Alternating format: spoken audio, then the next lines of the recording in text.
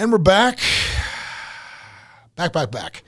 Before we move on to talk about marketing, I want to talk a little bit about the Cracker Barrel thing that you said. Nanette Bird, Brad's wife. That we should have known all about. Because I didn't know all about it, but I feel like I should have. Because I have this issue, which is I tend to, I'm a man of action, if you will. I tend to not sometimes, it's weird. When it comes to me, I will think things through very clearly and then I will act. When it comes to my family, I tend to act very quickly, which is why I've, almost gotten a fist fight in an Idaho amusement park over some bumper boats, which is, that's another. Did you ever hear the bumper boat story? I'm not sure I did. Oh, he was pissed. Okay. All right. Let's start with bumper boats. All right. So we're in Idaho. We're at this theme park. And my wife is, we're like, oh, there's bumper boats. Let's go to the bumper boats. It's going to be fun. Blah, blah, blah. It's fun. Family fun park. And it's called Silvertown, I think it was, in north of Coeur d'Alene in Idaho. And we're there. Me and the kids all get in our own boat. We go out. There's this redneck, this like fat, chunky, goofy redneck. I can tell from looking at him, like this guy. And I saw him tell his giant, overweight wife, like, look at these people over here. Look at these people. His own research. Yeah, exactly. He is both an infectious disease and Afghanistan politic expert. Correct. Definitely same that guy. So, we get in the boat, we start going, and this dude pins my wife against the wall in her bumper boat, and they have the squirters on her, and sprayed her. It was a cult moment, by the way. Yeah, sprayed her. Hit my wife that sprayed her. I was going there, but I don't have that mind like you, that's John. A fighting word. Yeah. Oh, God, no. Yeah. But he's squirting her. There you go. Much better. See what it's like to live this day. Utilizing the water spraying apparatus on the bumper boat to squirt water H2O at my wife. Perfect. And he has his bumper boat positioned in a way in which her bumper, is this clear enough? Bumper boat cannot be, she can't move. No, and I can't get to her. Yeah. And I can't get to her because of where she is. So he just she looked like she took a shower getting off this thing. And I'm yelling at this guy from across the way. I'm like, you need to stop. And he's like, what? Laughing is like, whatever. It gets done. And we pull back in. I got my watch off already. My wife's like, my eyes are bloodshot red. I'm just steaming. Let there be war in tonight. Yes, war is about to be declared on the bumper boat land. I go with this dude, and he's up with his wife. And I'll put it this way. I was so mad, I don't even remember the confrontation. I don't remember what I said. I don't remember anything about it. All I know is my wife sent my daughter over to say, Daddy, please don't hurt this man. That is the only thing that saved this guy. My wife, thinking very quickly on her feet, was, please, Daddy, don't hurt this man. My daughter, because of course I'd be mad if someone pinned pinned my wife against the wall and squirted all over her, John. I'd be pissed. I'd fight that one. He put her bump and my bumper and her bumper together. Yeah, sweet revenge. He's joking, but this is something that would come out of his mouth. No, well, yeah. Now you see how it feels. Every time, I'm just going to start doing it to you. And I just looked up, guys. Out of his mouth, John? Yeah, I just looked up. The world record for fast walking was 1 mile and 5.5 minutes. It's purely off of getting a form because they're really just jogging. Yeah, I totally could do that. If you would like to donate to Colts, you'd pull a Larry David and like lift your feet. Yeah, I'm totally going to be an Olympic. Can't lift your feet. You have to be walking. I could be. You have a heel in the ground at all times. Totally Olympics. Yeah, I could do it. So back to what I was saying. So I am very quick to come to the aid of my wife, and I have been known to at times do things and overstep my boundary and make situations, let's just call them, I don't know, what's the word I'm looking for? Worse. Okay. And for the viewing audience, if you don't know John, he's only about 5'7", yeah. 143 pounds. Yes. He looks tall, but he's not. Yeah. It's all CGI on the camera. If you're watching this on YouTube, it's all CGI. I'm not a big guy. But no, so I mean, is that an issue that either one of you guys have? I'm trying to hear this because I do it all the time. Nuclear. I had some guy when Ava was young that was tailing me in my car and almost ran me and was doing it on purpose. Oh, God. And the little baby in the back seat. I have a little Carrera 911. And I had a baby seat in there. The car I had was a single dad. I mean, we're on the Harley, but come on. Yeah. So I don't know if they were just trying to be jerks, whatever, but I ended up stopping my car and like running after their van as they like flew around me because they were like pretending like ram me. Oh, God. With my daughter in the car. And Which is a dumb thing to do in a country with more, weapons proliferated. Oh, dude. Average. That was the only time I almost got arrested on a flight. I'm on a flight one time when Roma was probably 2. And we're doing the kids sit with mom in the 3 seats over here and the dad's over here on the other side. Enjoying his life, yes. Yeah, this older guy in the front of it, this older man with his wife was in front of it, and he stood up to turn around, and like so many times before, you see people, because my kids were really cute when they were little, you see people play with your kids, like, oh, aren't you cute, blah, blah. The guy turns around and goes to my daughter and goes, stop kicking my seat, and points at her like that.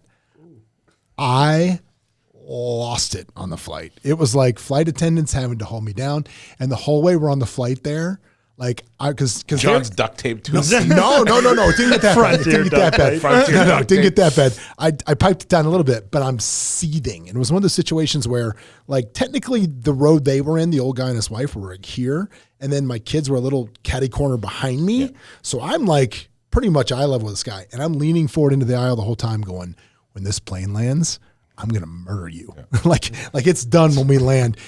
And the plane lands, and I never felt so bad. And I'll tell you why. This is why. So the plane lands, and the dude just grabs his stuff and skirts off the plane because he's convinced I'm going to murder him in the tunnel. And his poor wife, like, he's running so fast, she drops her stuff.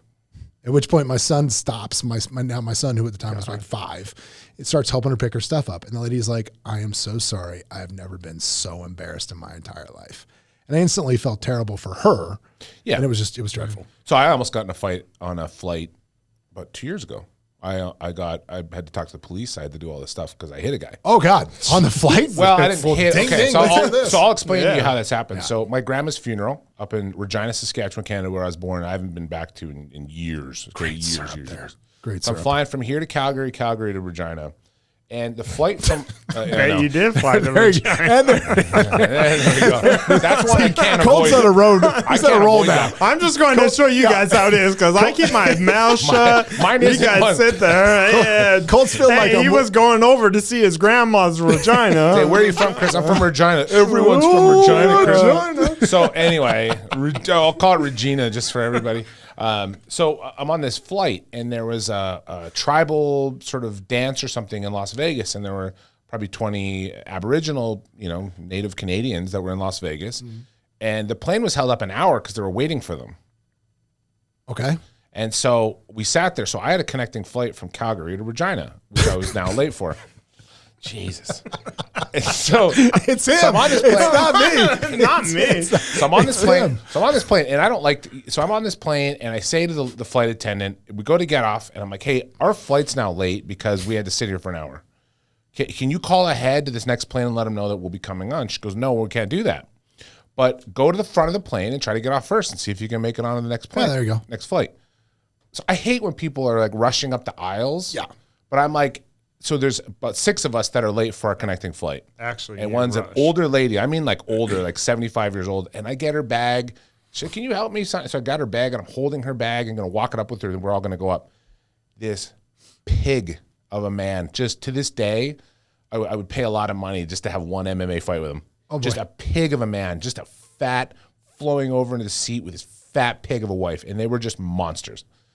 They blocked the aisle. And they go, no, wait your turn. I said, excuse me, just the flight attendant. Yeah, just told me to do this. The acting like person in control in this airplane said we can go to the front. No, too bad.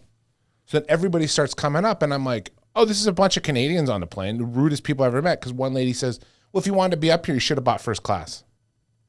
Well, wait a second. I thought Canadians were the nicest people. This is not working. Go through Canadian customs sometime and tell me if you think Canadians are nice. Really? So whatever it was, just everybody in that front row was on this Marie Antoinette kick or something. Like, we're on like friggin' we're on WestJet. Like some first class is an extra nickel, and I probably just forgot to hit the button. Like it's whatever.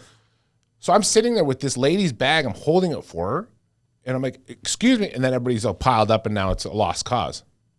So this fat asshole in front of me gets in front and then starts blocking the tunnel as I'm trying to walk by.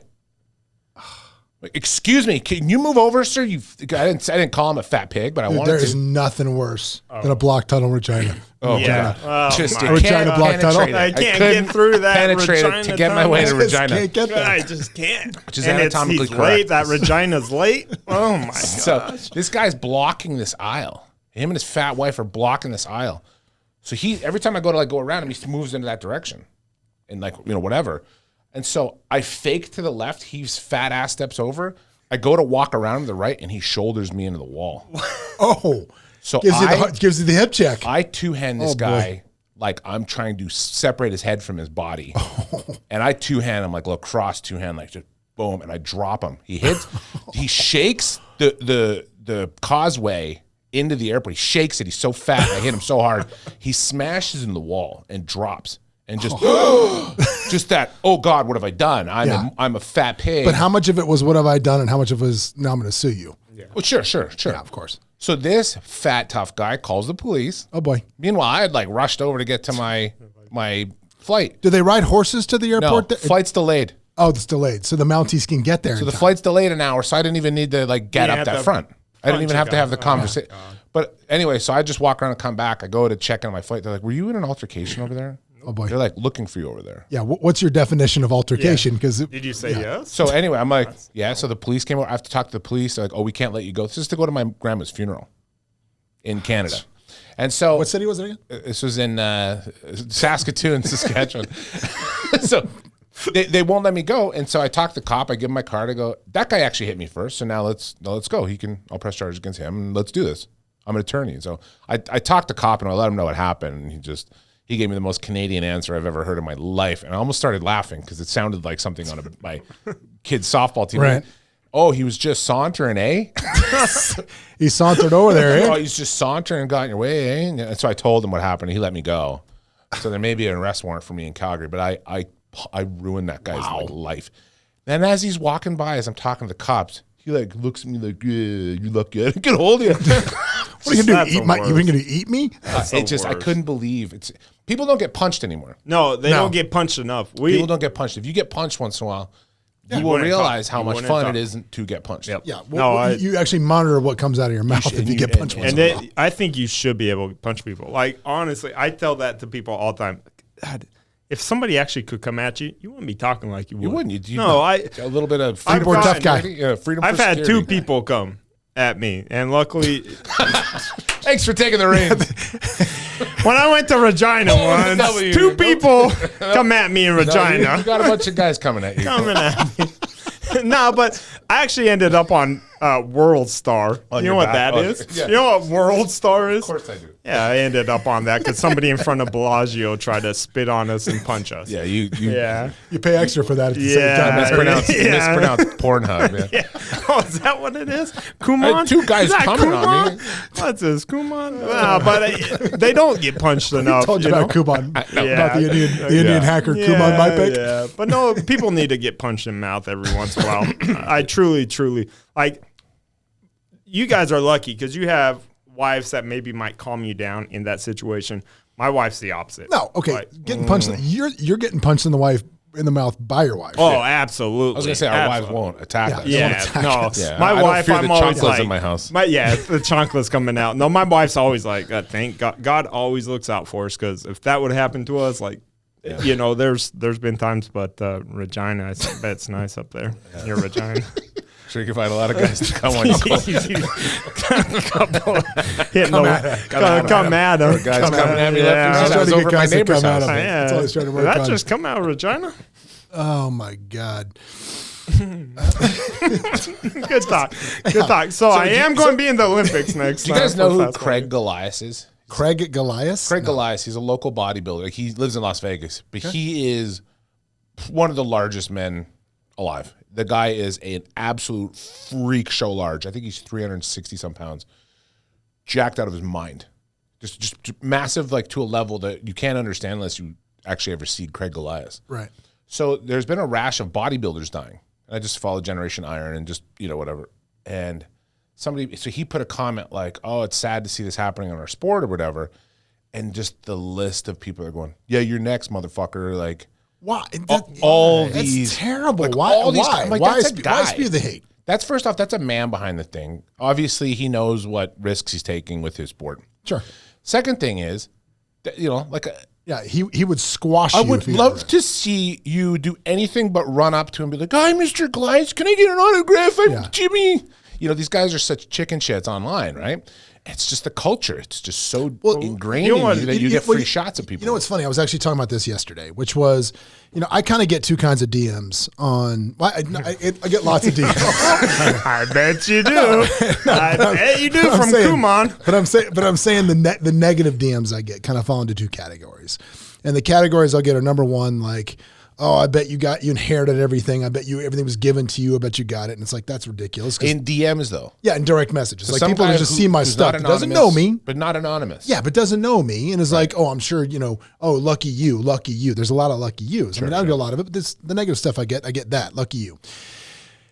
And then I get, people that are like, what's worse than that, where they're like, man, I could never do what you do. I can never see that. I'll never achieve what you achieve. And they're so self-defeating in the first thing. And I think the answer is for kind of both of those people that had this issue with wanting to tear other people down on the internet. I mean, if you want to look at the core choice of it is, I think people see success or they see the future and they think it's such a big thing. And it's like, I want it all right now. And it's like, dude, you can't change the world if you can't even make your fucking bed. Right. And I tell people, like, even the people that are negative, like, I could never see doing that. It's like, bro, you can change something today. You can change what you're eating. You can change what you're watching. You can change what you're listening to. You know what broke my heart today? I'll tell you what broke my heart today on the lines. I talk a lot about, what you consume dictates what you put out, right? Your friends will show you your net worth. Same thing. But if you talk about what you read, all those things. Man, like when I was in my early 20s, I loved Social Distortion. That was one of my favorite bands, Mike Ness. I mean, I just loved Social D. Social D, awesome. Man. Love Social D. Of course. Right? I know you love Social D. What kind of monster doesn't like Social D? Hang on. This is what broke my heart. Would ride around screaming the lyrics to Social D songs. Today, I'm sitting there working out, and I've got the Lithium playlist on, whatever, in my gym. And on comes Ball and Chain. And I start singing along with it. And I start thinking to myself, God, these are the most self-defeating lyrics that are coming out of my mouth about how bad life is, about how downtrodden I am, about how I can't take anymore. And I'm like, holy shit. This was my mantra in my early 20s, which was probably leading to some of my results. And I had to turn it off. I'm like, I love this band, but dude. You want me to sue Social D? I think we should. But the point was, I couldn't even believe how negative the stuff coming out of their mouth. Yeah, but here's my point. And if you're regurgitating that, it's affecting you whether you want to believe it or not. Sure. I listen. It is. Well, I think there's a lot of, that was a Dr. William Dyer was big into that. Talking about the intention behind things like music. Do you know William Dyer? No. He was like I don't know what happened to him, but he was kind of a positive message guru from the 90s. The first time I ever saw him on PBS, I just turned it on and he was talking about like scripture or something. Something came up and he was talking about, and I'm like, oh, one of these guys, never mind. And then he like quotes Buddha. Yeah. And then he quoted like the Bhagavad Gita or whatever. Okay. So he's just talking about global sort of ancient wisdom or whatever. So I listened to him, and I always took I thought he was actually a very wise message when I was younger. I wouldn't know maybe now, but he had that sort of thing. Like his son was listening to like, rap, some kind of violent rap or whatever, some like NWA or which I loved growing up as a kid. Oh, me too. But he was like, okay, now, he did this thing about, what are the words saying? What are the messages? How strong do you feel when you hear that? And this sort of thing about the intention of words that you don't even realize the amount of negativity. I see some of that stuff oddly as positive. I don't know why when I put on NWA or put on EZ. Well, see, I think here's the difference though. I think NWA, if you listen to the lyrics, and Jesus, we're going to get slaughtered for this. Like, listen to these three white guys talk about NWA. But anyway, the reality of it is if you listen to NWA, I think it was just about anger. A lot of it was about anger and exposing, if you watch the documentaries, it was about exposing what was going on in their life. Right. If you listen to Social D, man, it is self-defeating. It's self-defeating, commiserating music. And, and it got me thinking about this, man. If you are someone that is, when someone is down in the dumps or someone is at a place where they're low, and you feel your role in their life is to say, this isn't fair, and yes, and you're commiserating. Right. If you're going to do that, you need to do it for people in a very short span, and then you need to start trying to turn that back into a positive direction because you're not helping people by commiserating with their misery. Yeah, you're just extending it. You're not helping people. No, and that's why, like, I always tell people, the worst thing you can do when you get out of a bad relationship is go hang out with your friend who just got out of a bad relationship. Oh yeah, you're spiraling. Right? Because you're feeding off of each other's energy, and energy is everything. The music, like you said, you eat bad food, you drink a lot. But honestly, like, I don't drink a lot because I woke up the next day and it just put me in a bad mood. Made like you're great World Star videos. Oh, great World Star. World Star. I didn't like the Social D like John does, but it's Social D was amazing. That was my jam. That was before my time. Before my time. Dude, go revisit it and find me a positive Social D song. They just don't. I mean, the music is poppy though. It's kind of pop music. That's the danger. It's all poppy, but you're screaming. And I can't take any more pain. Yeah, you're screaming it like. Yeah, but kind of love songs. If you look at, Pictures of You by The Cure, that song always makes me feel good. Yes. Even though it's very sad. Yeah.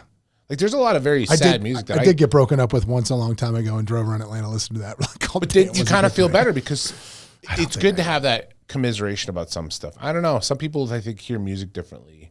I think if the music if it's major chords and it's positive and it's kind of up, it doesn't really matter what the lyrics are if you're not internalizing them. You may be right. Maybe I just haven't noticed. Well, and you probably listen to an array different type of music, right? Where I think some people don't realize a lot of people just sit there for all day long just consuming this, and they'll eat bad, they'll listen to this music, and like you said, I mean, how many people just think you're given everything in life? And they'll get on Facebook too, though, and they'll get on their echo chambers to talk about what a piece of shit she was or what a piece of shit he was. Have you been on Left Book, like Facebook groups? No. Where it literally doesn't matter what the content is. I can predict absolutely every single thing. There's some that surprise me because I'm like, it's such a stretch. Right. How you could have got that from that. But there's so many things. When you jump into other people's echo chambers and watch it, it's amazing, especially if it's not your echo chamber. And just to watch how it spirals into self-enforcing. Well, that was like the most interesting thing that happened this week was Trump did that big rally in Alabama. Oh. And everybody's like, yeah. And then he comes out and he gets, yeah. And, and then he says, hey, everybody needs to go get the vaccine. And they booed him. That was wild. Did you see that? I didn't see that. Oh, no. yeah. The whole crowd turned on him. And I'm just thinking, and all I kept thinking to myself is, what an absolute mind twist for these people and the things. Like, this is the guy, and we're saying this, and now he's telling me something else. Like, what do we do now? But he's literally not the guy, though. You know what's funny? For that crowd, he's the guy. He's the guy, but not him as a person. Him as an individual is not anything to them. No. Right. It's a concept, right? It's all very, very abstract. So him doing something, like Donald Trump wouldn't do that. He's like, I'm Donald Trump and I'm doing this. Like, no, you wouldn't do that. That's not you. Yeah. Like, you don't tell us what you are. We tell you what you are and what you stand for. Yeah. You know what I mean? And that happens with a lot of political ideologies and pundits and things. When our heroes always fall, it's like, it's because they're not the thing we thought they were. And that was the whole concept of, a lot of literature and a lot of things, right? Where you find out the person behind the wizard behind the screen. They knew Cuomo was Italian when they elected him. Hey, I'm not sexist. I'm Italian. He's still in there giving his speeches. I'm like, isn't this 2 weeks up? People will turn a blind eye to a lot of things in life, as long as it doesn't create any more dissonance with the message, right? Well, that was my point, though. So here you essentially have, if you want to call it a cult of personality, whatever it is with Trump, you have essentially the leader of the cult of personality is standing there and comes out and says something that's completely against what that crowd. I mean, let's face it. Somebody that's going to go to a Trump rally today, he's not running for office. He's not doing anything. That's a cult of personality. Yes. And him to say get vaccinated and these people lose their minds, there's got to be a little ripple going through people's identities this week in the state of Alabama. I think there has to be. Yeah. Imagine just being a Scientologist. Imagine anytime one of these people are. I'm not speaking on that. No, but just imagine. The thoughts and views of Chris Connell do not reflect this. Are they like a powerful group still? I'm sorry. I'm pretty sure the membership's decimated. Who knows? I'm not. No, but I don't. Sorry, Tom Cruise. Fuck you. I have nothing. But those people, when they deviate from the message, that's what they're risking, and they don't, and they won't, because there's too much wrapped up in it. Because there's individuals that will have differences of opinion about certain things. But they'll toe the line because they don't want to be excoriated over kind of not following. Wait, stop. What's that word? Excoriated. Use that in a sentence called please. excoriated. No, I think you'd get the best part about this is the people that are going to listen to this are going to say, well, do you learn anything from that podcast? And like, Scrabble words. That's what I get. That's it. I get those words. That's all I get. I think you get that. Exsanguinated Just means everything. Your blood drained out. Excoriated means wow. He actually taught us he's actually using them right, I guess. I just thought he's thrown him. We're not noticing. See, the funny thing is, I think he's going to come here at some point, just start making words up, and we're just going to, like idiots, we're just going to nod like, yes, I hear you. Bro, that word was totally cromulent. That's a completely cromulent word. I would never make up a word that was so cromulent. Well, let's talking about evoking emotion. Let's get I want to talk about marketing real quick in this segment, because I got something yesterday that was just such a piece of crap. It was unbelievable, and it was an invitation, or not invitation, but it was like an ad from a large trade group that I happen to be a member of, and it was for their statewide convention, which is now on Zoom. And this ad consisted of saying, the header of it was, "There's no reason this can't be fun." That's all it said. And then it said, "On Zoom on these days," and then here's your 7 people. And most of them I don't know, right? Why would you? So it got me thinking, is real estate agents, which is what, our core competency in my business is we're paid to be great marketers. And so many people are so incredibly bad at it. And I just wanted to talk real quick, like what makes a compelling ad? For me, what makes a compelling ad has to do a couple of things. Number one, it's got to tell you very, very quickly why you should either show up, buy this product, choose this product, take an action of some sort, explains what's in it for you. Quickly. Don't make it about me. Tell me exactly, tell me why I should do this. But 2, it's got to invoke some sort of an emotion. You got to want to belong. It's got to make you laugh. It can even make you cringe. The best ad I ever did is my teddy bear ad, and we run it every year. And for those of you that will never see it, essentially what it is it's a teddy bear laying there with a giant butcher knife in its back, bleeding. And I just sent it out on Valentine's Day, and it says, not feeling love from your broker. It's time to simplify. And when I send that out, I get absolute hate mail from agents about how offensive it is. Which forced me to then put out my public apology to the teddy bear community about how sorry I am and all the things that I'm going to do with my wokeness to not offend the teddy bear community further. And I get more legs out of that than anything else. And I think for me, it's like if you're not evoking an emotion and you're not explaining to me why you're doing it, don't put it out. That's a great point, John. When you think about that, like let's say somebody was pissed off about your teddy bear. Which a lot of people are. 2 years later, when they go, "Hey, I'm thinking about switching brokerages," they're not going to remember a goddamn thing about it. No, they don't remember. They just that. know your name now. They just know the name. I mean, one of the best ads we ever ran was real estate brokerages suck, we suck less. But it's branding, right? Branding versus marketing, right? It's a whole different thing. So that's a part of branding. Like that is a huge, that's a really valuable proposition, right? Because they don't know why. They just know they know the name. Yeah. Do you know why you know the name of all of these businesses that you are aware of? Yeah, because you're exposed to it constantly, and it's just on the it's on the top of your head. And then do you remember if they had ever done anything that you didn't like, unless it was Chili's? Chili's? Going back to camera 1. Chili's, let me tell you something. It's going to turn out like a wrestling promo. Chili's. Yeah, let me tell you something, Chili's. Margarita chicken, brother. Trying to serve me 8 margaritas and then towing my car. Oh yeah. Nice alcohol policy. See, everything's fine, and then you have to bring up Chili's. Like, I'm fine, I'm calm, and then you do that. That's because that's a power move. Whatever. We gotta get a noise. We gotta get a noise. But it is marketing is a lot of people don't realize that. You sit there and you said that story, and I just hopped on Did you Instagram. see it? No, I did see it, and I laughed because I'm like, he's so true, right? But then you start looking at stuff when someone brings it to your attention, you start looking, and there's a lot of ads like that, a lot of things. I'm just like, what am I looking at? You're not compelling. You're not evoking any type of emotion from me, and you're not. And what's worse, you're not explaining what's in it for me. Yeah. I don't know what you've got to. Like agents will send it, like real estate agents will send out stuff and puff about, here's my stats, here's this. Right. Tell me what's in it for me. Yeah. Have you ever read that book called The Secrets of Great Rainmakers by Jeffrey Fox? Yes, I have. Great book. He was talking about, he was doing this security pitch, this first security system, and there was 7 people pitching before her, and she was the 8th, the sales lady. And she walks in to this meeting and sees a group of executives downtrodden from the 7 prior pitches about how great we are, blah, blah, blah. She walks in and goes, what do you guys need? Right? And they go, huh? They're waiting for this. We have this technology, the blah, blah, blah. She's like, what do you guys need? Where are your issues? Because everybody has a product. It's just, does our product make sense for you? Because if you have holes, we'll fill them. I'll show you how.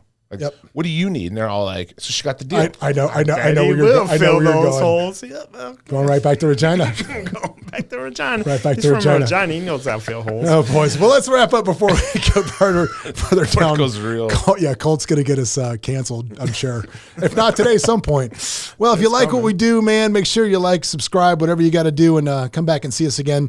And remember, if you like us, tell a friend. But if you hate us, tell 2, because it doesn't matter if you're talking good or bad. It's when they stop talking, you got a problem, right? All right, boys. We'll see you next week. See you, bud.